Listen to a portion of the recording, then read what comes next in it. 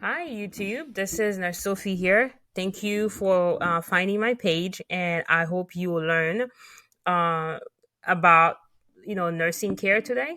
So I am going to talk about when to call the doctor as a nurse. I'm going to share some best tips with you regarding some situation when you as a nurse definitely need to call the doctor. So the first reason, before we list the first reason, let's actually kind of like let you know some of the reason why I believe you should call the doctor. Whenever there are changes in the patient status and the patient behavior, whenever you receive a critical lab or imaging result, uh, whenever there are adverse reaction or adverse event, and whenever there are care management issues, you should call the doctor. Now, before you call the doctor, what do you think you should do as a nurse? Well, what you really should do is collect all the clinical data as possible, as much information as you can. And I really love the SBAR tool, which stands for Situation Background Assessment Recommendation. So when you call a doctor, you let the doctor know the patient full name, the patient admission, date of admission, the chief of complaint, what exactly the patient is complaining about, or what are your concern. Let the doctor know what the most current vital signs are. I mean, please don't give 2 hour vital sign, right? At least 30 minutes of the past hour. Do not refer back to 4 hours, within your shift. That's when you're going to say, oh, at midnight, the patient vital sign were, whatever, but now it's already 4 a.m. in the morning. And I love the S bar too. The reason why I love it is just make it your information very specific and straightforward. So you let the doctor know what is the current reason you're calling, the actual reason you're calling. Let the doctor know what's a brief history of the patient, okay, and what's your assessment. Okay, the patient is aggressive. This is the patient has not ate since whatever time. Found the patient on the floor. I don't suspect any acute injury. I assisted the patient back to bed, but I'm still recommending that you do a head CT because the patient said he or she hit his head, right? So, very straightforward. Now let's go to the change in the patient status. So there are multiple reasons the patient status can change, but let me just give one specific one, right? So if you monitoring a patient on a cardiac monitor, right? So then the patient has been normal sinus rhythm the entire time, from previous shift, within a few hours of your shift. But then all of a sudden, the machine is sending you alert, right? You're receiving those clinical alert, letting you know your patient is going into SVT. You definitely need to go check the patient first, obviously, right? Don't check equipment first. I go check patient first, right? Ask the patient, what are the symptoms? Do you feel, something like on your chest? Tell me something. You ask the patient. Sometimes they're totally asymptomatic. Don't get me wrong, but I don't check equipment first. I go check patient first. So then you check your patient, check see if there's any PRN medication you can give. Sometime if it's nothing uncommon, the doctor might actually put a standing dose, let's say of adenosine for you. Right, if the patient goes into SVT, do this and do that. Now, the ACLS algorithm definitely tell you what to do for SVT. And technically, you're supposed to call an RRT, Activate Rapid Response Team. Um, if you have if it's a teaching hospital, the residents are usually right there on your floor. So definitely let the resident know and, activate the RRT. Like I said, if you are ACLS certified, you are allowed to actually push, adenosine. You go ahead and, follow the algorithm, administer the first dose, the second dose, keep the patient on a monitor. At this point, a bedside monitor will be helpful in case you have to transfer the patient. ICU nurse will arrive. Pharmacy will most likely arrive as well. So you will have more resources, but you definitely need to call a doctor for something like that. Then we go to the change in patient behavior, right? So sometimes patient will refuse care, patient will become aggressive. Um, Let me just say, in my experience as a nurse over the past 12, 13 years, it's been 13 years. Um, the geriatric population, they're very specific. They tend to be aggressive most of the time when something is wrong, right? So it's almost like just like the pediatric population, they can't verbalize their needs, so they use their behavior a lot to express their needs. So you'll find that very common in amongst the geriatric population, where behavior is sometimes the most common form of communication. Don't be surprised, right? So they become aggressive. As a nurse, you already know we don't judge any patient, right? We don't judge anybody. So what we need to do is find the underlying cause. Why my patient all of a sudden become aggressive? And I'm not kidding you. Some of the geriatric patient will start throwing stuff at you, try to spit on you. Again, we already learned in nursing school, we can't take any of that personal. Our job to actually identify what all of a sudden caused my patient behavior to change, right?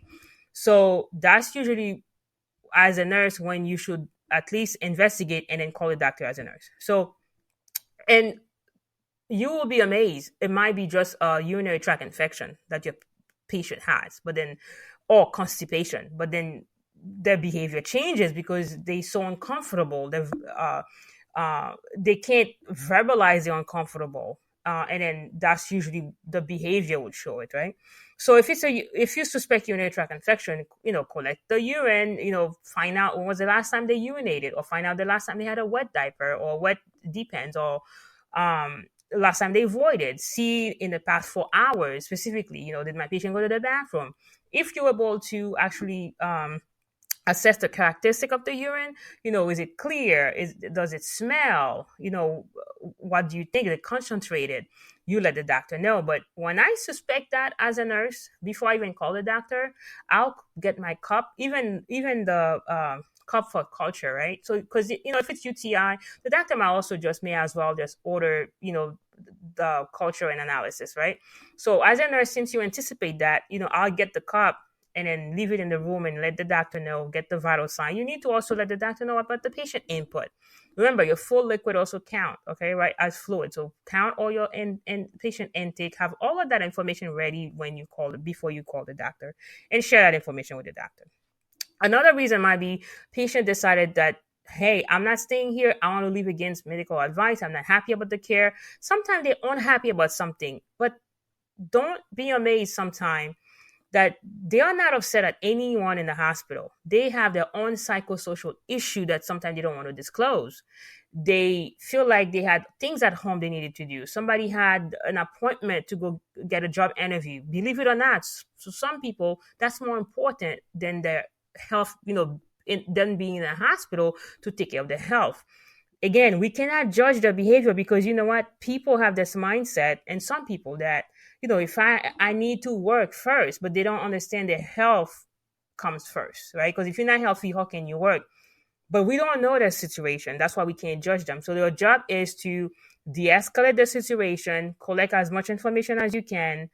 Don't try to convince them to stay, because sometimes we're going to fail at that, right? Because especially if they're not upset at you, or if they are upset at the nursing staff, actually, don't even try to convince them to stay. Let someone else do it, right?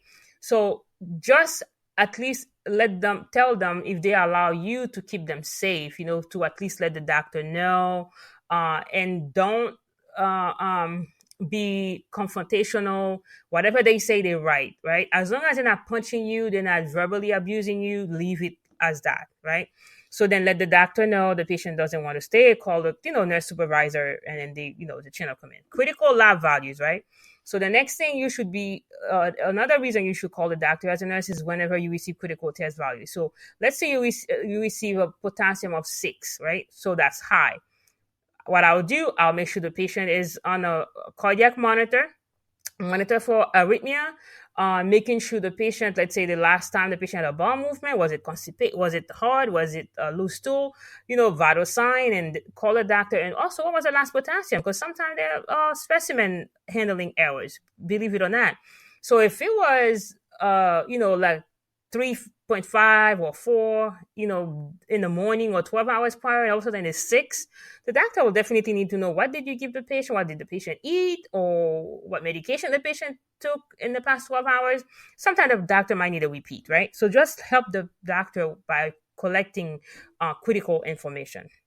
So another reason you should call the doctor for would be whenever there are adverse events. So think about adverse event as any event that is not part of the patient plan of care. So the patient did not come to the hospital to fall. Let's think about it that way. No one comes to the hospital with the goal to end up on the floor. Okay, I'm not gonna go to the hospital and the doctor's gonna write on the patient care plan or treatment plan, I should say, the patient must fall on the floor. No, that's never gonna happen. So because of that, this is not expected. We definitely need to make sure we let the doctor know we found the patient on the floor. Don't be subjective.